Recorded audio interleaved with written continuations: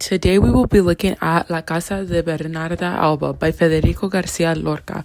We'll explore the rich symbolism, cultural context, and hidden meanings in the play, including how translation affects our understanding of the characters, colors, and key quotes.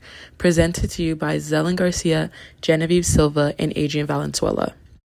Direct translation. Federico Garcia Lorca's work is packed with Spanish culture and symbolism. When we translate it word for word into English, some of the expressions and cultural references don't fully carry over. Because of that, the poetry and deeper meaning can lose some of its power in English. For example, refajos aren't everyday terms and they have strong Spanish culture ties, and sometimes we forget the translation won't have the same effect on the reader. To further understand Lorca's work, especially in the House of Bernarda Alba, we have to understand what Andalusian culture is. Andalusia is a city in southern Spain, and it's key to understanding Lorca's works because through this city, culture is shaped by the strict standards here, as long as the Catholic traditions and honor. And all these values show up in the way his characters act and their mindsets. And it's important when we read this story, as throughout the translation, we can see bits and pieces of the culture bleed into the play. Influence on social hierarchy. Social hierarchy is a big theme in the play, especially through Bernarda's character. Because Andalusian culture's strong values reputation, people cared a lot about how others viewed them. Keeping a good public image was important, and that pressure shaped the character's actions and choices. In Andalusia, it was very important for you to maintain a good image of others because it does impact how others perceive you. This is the main reason Bernarda does not want her family to associate with lower classes. In the ending, Bernarda refuses to show any emotion to Adela's suicide and wants everyone to know that her daughter died a virgin, to maintain her family's honor because a woman's purity is sacred in their culture.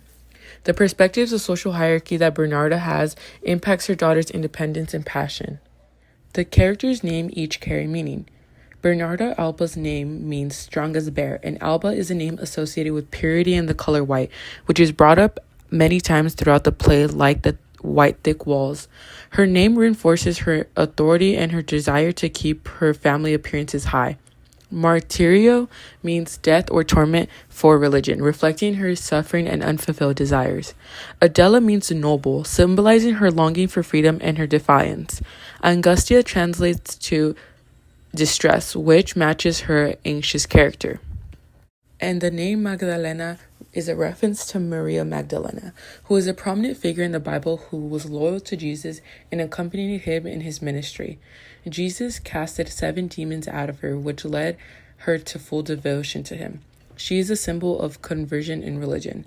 A common phrase used in Spanish-speaking countries is llorar como una Magdalena, which translates cry like a Magdalena, which refers to how Maria Magdalena witnessed Jesus' crucifixion and how she wept for him.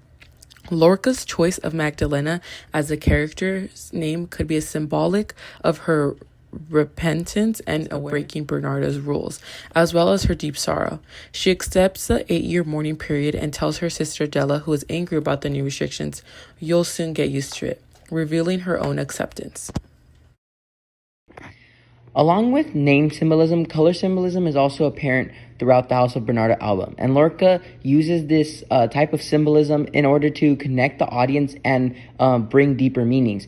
For example, he uses the color green. He says green as it stands for desire, passion, and rebellion. Along with this, green is also one of the flowers of the flag of Andalusia. And in Catholic Spain, green can be linked directly to the Virgin Mary of Sevilla, which can be seen as hope, just as Adela has hope for her escape of the house. So with this in mind, green is not just a color, but it's also an element that Lorca uses in order to show that Adela is rebelling against her mother's dominance and authority, which is a direct correlation between the use of the dress and Bernarda's escape from the house. Along with this, Lorca uses the color white, which represents purity and innocence, like a bride's dress, and black symbolizes mourning and death, the strict 8-year mourning period that controls the family. Black is also a very common color to symbolize mourning, not just in Spain, but many Spanish-speaking countries, and tied into the Catholic religion, as black is commonly used for death.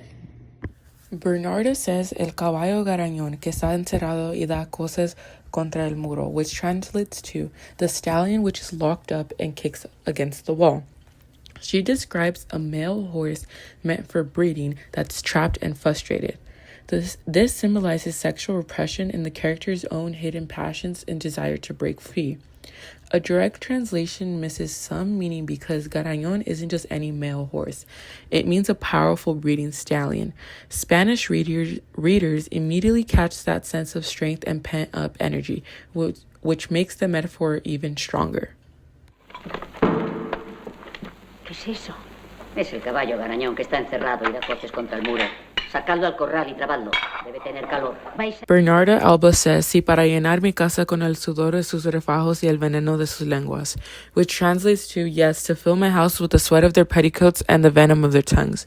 She's pointing out how the woman's hard work and their sharp gossip fill the house, showing the tension and control in her home. A direct translation misses some meaning because refajos are traditional Spanish underskirts, tying to women's domestic labor, and veneno de sus lenguas implies toxic gossip that carries heavy weight in Spanish culture. Spanish readers immediately connect this to strict expectations for women and how family honor is shaped by both work and gossip. Another important quote from the play is when Poncia says como si tuviera una lagartija entre los pechos, which means as if one had a lizard between the breasts. Through this, Lorca is describing how Poncia is feeling nervous or discomfort, like she's having a lizard crawling on her chest. You may be asking yourself, what does this symbolize?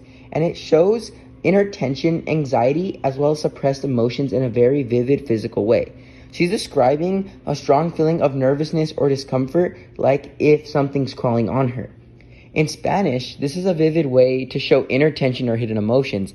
However, in English, it can sound odd or even funny. However, Spanish readers instantly get that it means deep unease, as Spanish expressions often use animals, as in this situation, to make emotions feel real and intense.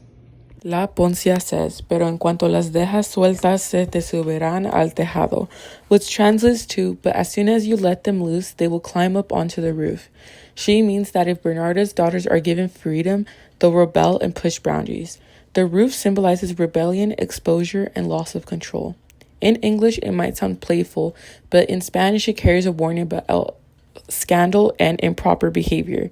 In traditional Spanish villages, being on the roof suggests